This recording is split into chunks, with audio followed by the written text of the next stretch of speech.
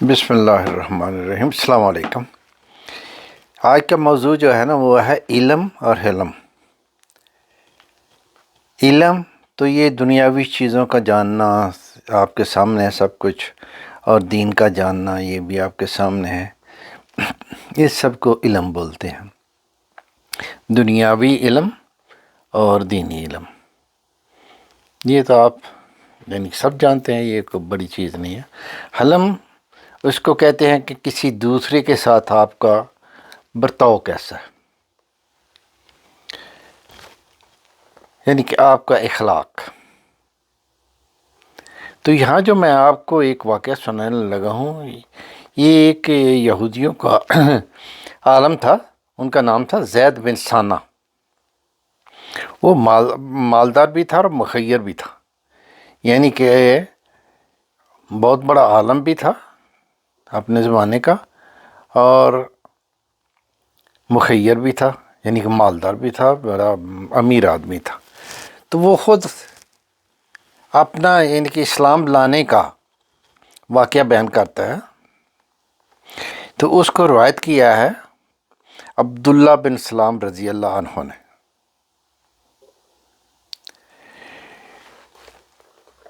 تو وہ یہودی عالم جو ہے وہ کہتا ہے کہ جب میری پہلی نظر اللہ کے نبی صلی اللہ علیہ وسلم ان پر پڑی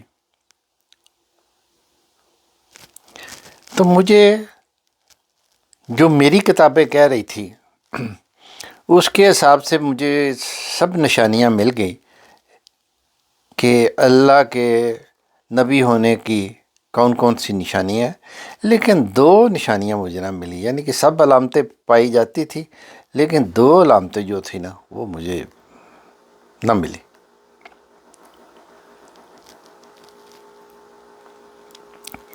ایک نشانی یعنی کہ ان دونوں میں سے ایک نشانی تورات میں یہ لکھی ہوئی تھی کہ وہ جو نبی آخر زمان ہوں گے ان کا حلم ان کے غصے سے زیادہ ہوگا، اور جو بندہ جتنا ان کے ساتھ جہالت کا برتاؤ کرے گا اتنا ان کا حلم اور بڑھتا جائے گا، یعنی کہ اخلاق اور بڑھتا جائے گا۔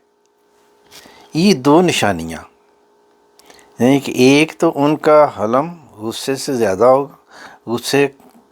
ہوگا، اور دوسرا جتنا کوئی دوسرا جہالت کا برتاؤ کرے گا یعنی کہ بدتمیزی کرے گا، وہ بجائے اس کے کہ اس کو اسی طریقے سے جواب دینے کے، نہیں، ان کا جو حلم ہے نا، جو اخلاق ہے، وہ پہلے سے بھی زیادہ ہوگی۔ یہ دو نشانی جو تھی نا یہ نہ مجھے ملی۔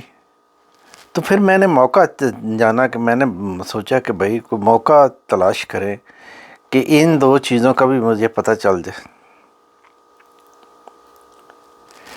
تو وہ کہتے ہیں کہ میں ایک دن وہاں بیٹھا ہوا تھا تو ایک بدو آیا، تو اس نے کہا کہ اے اللہ کے نبی صلی اللہ علیہ وسلم، میرا علاقہ جو ہے نا، میری بستی وہاں قحط ہے اور لوگ بڑے پریشان ہیں، تو آپ اگر کچھ مجھے دے دیں تو میں ان کو دے دوں گا تاکہ ان کا قحط کچھ کم ہو سکے۔ تو اللہ کے نبی صلی اللہ علیہ وسلم کو جب انہوں نے یہ بات کہی تو اس وقت اللہ کے نبی صلی اللہ علیہ وسلم ان کے پاس کچھ نہیں تھا۔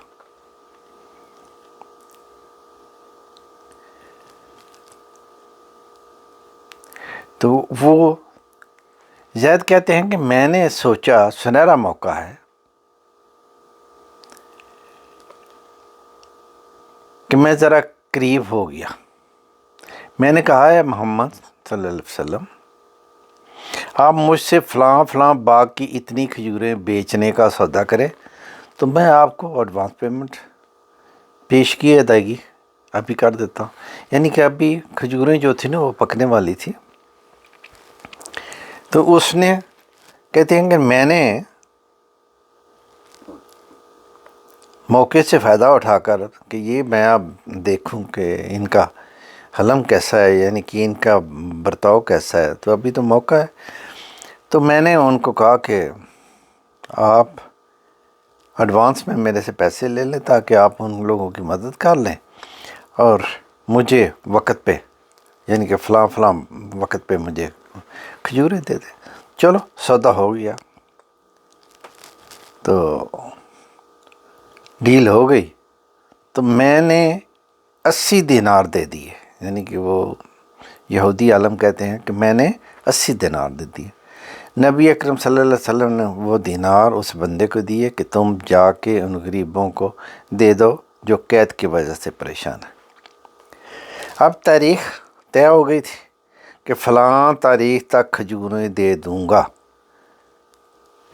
اب سنیے، زید کہتے ہیں جو تاریخ طے کی گئی تھی اس میں 2-3 دن ابھی باقی تھے، تو وہ کہتے ہیں کہ میں نے موقع جانا کہ اللہ کے نبی صلی اللہ علیہ وسلم ایک جنازہ پڑھا کے فارغ ہوئے، تو میں نے سوچا اس سے اچھا موقع کون سا ہے، تو میں نے یعنی قصداً، کیونکہ مجھے تو ایک چیز دیکھنی تھی، مجھے وہ 2 علامتیں دیکھنی تھی، تو اس لیے میں نے قصداً اللہ کے نبی صلی اللہ علیہ وسلم ان کا یعنی کہ قمیص نیچے سے درمیان سے نا یہ ہپ کے قریب سے میں نے پکڑ کر تھوڑی کھینچی، اور میں نے کہا کہ اے محمد، تھوڑا یعنی کہ میں یہی سمجھ لو کہ غصے کی حالت میں نے کہا کہ وہ میرے یعنی کہ میری کھجوریں کیوں نہیں دیتے؟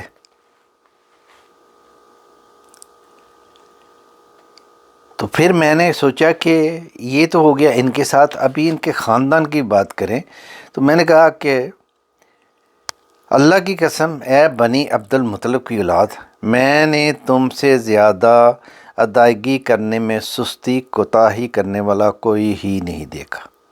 اب ذرا غور کیجیے کہ عربوں میں خاندان کا تانا دینا کتنی بڑی بات ہوتی تھی۔ ایک تو قمیض کو پکڑ کے کھینچا، غصے والے چہرے سے دیکھا، اور خاندان کا بھی تانا دیا۔ ابھی 2-3 دن بھی باقی تھے۔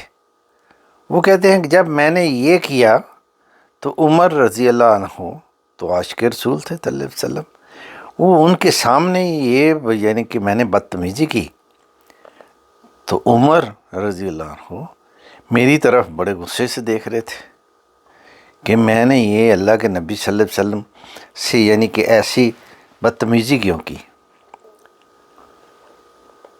تو زید کہتے ہیں کہ میں نے عمر کی طرف دیکھا، ان کی نگاہیں میرے چہرے پر گڑی ہوئی تھی۔ پھر عمر کہنے لگے، یعنی کہ عمر کو غصہ آیا نا رضی اللہ عنہ، تو وہ کہنے لگے کہ تو جو اللہ کے نبی صلی اللہ علیہ وسلم کو کہہ رہا ہے میں سن رہا ہوں۔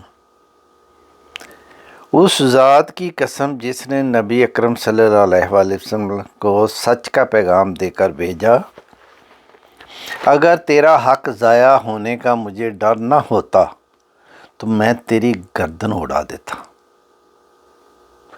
تو ہوتا کون ہے جو نبی اکرم صلی اللہ علیہ وسلم سے اعتباس کرنے والا؟ زید کہتے ہیں کہ نبی اکرم صلی اللہ علیہ وسلم نے عمر رضی اللہ عنہ کو مسکراتے اور تبسم والے چہرے کے ساتھ دیکھا، ٹھنڈے دماغ کے ساتھ۔ انہوں نے عمر کو کہا کہ اے عمر، میں اور یہ بندہ تیرے دوسرے برتاؤ کے مستحق تھے، یعنی کہ یہ جو آپ نے اس کو دھمکی دی ہے یہ نہیں تھا۔ میں اور یہ بندہ، آپ کا کام تھا کہ ہم دونوں کے درمیان میں آ کے سمجھوتا کرواتے، لیکن آپ نے تو اس کو دھمکی دے دی۔ تو اچھا ایسا کرو، اب اس آدمی کا جو میں نے اس کے ساتھ سودا کیا ہوا ہے وہ کھجوریں بھی دو، اور اس کے ساتھ 20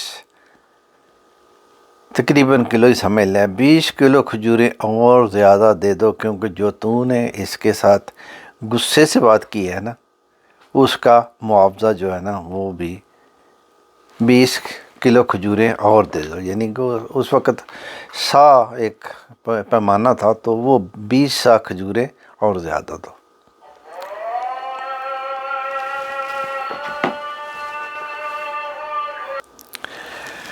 تو وہ کہتے ہیں میں اور عمر پھر چل دیے وہاں سے. تو حضرت عمر فاروق رضی اللہ عنہ نے انہوں نے مجھے وہ بھی کھجوریں اور ساتھ 20 سا زیادہ یعنی 20 کلو تقریباً زیادہ کھجوریں بھی دی.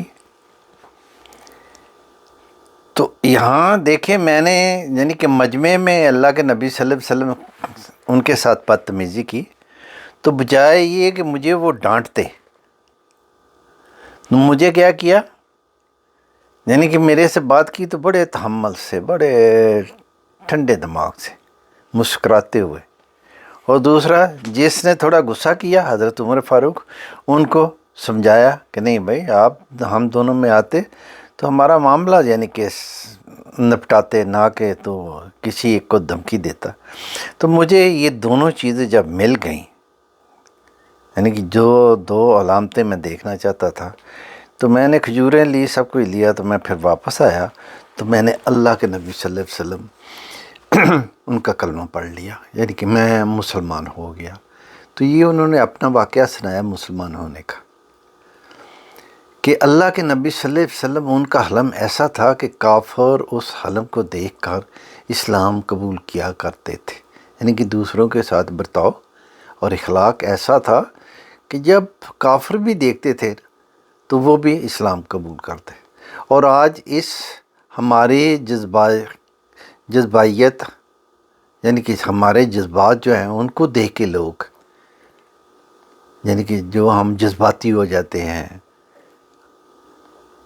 آپے سے باہر ہو جاتے ہیں، غصے میں آ جاتے ہیں، تو اس کو لوگ دیکھ کے دین سے متنفر ہوتے جا رہے ہیں. ہم اپنے گھروں میں تحمل مزاجی کا اظہار نہیں کرتے،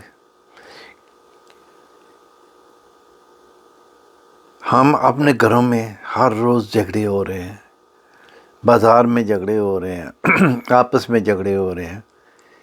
یعنی کہ یہ کیا ہے کہ ہمارے میں تحمل مزاجی ہی نہیں، برداشت ہی نہیں. ہم چھوٹی چھوٹی باتوں پہ کو بتنگڑ بنا دیتے ہیں.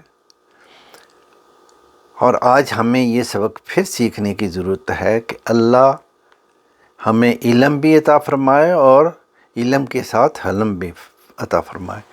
یعنی کہ حلم دوسروں کے ساتھ برتاؤ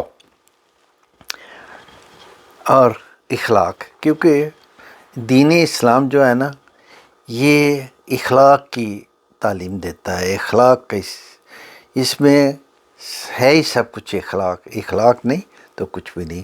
اللہ ہماری مدد فرمائے، ہمیں علم اور حلم عطا فرمائے. آمین.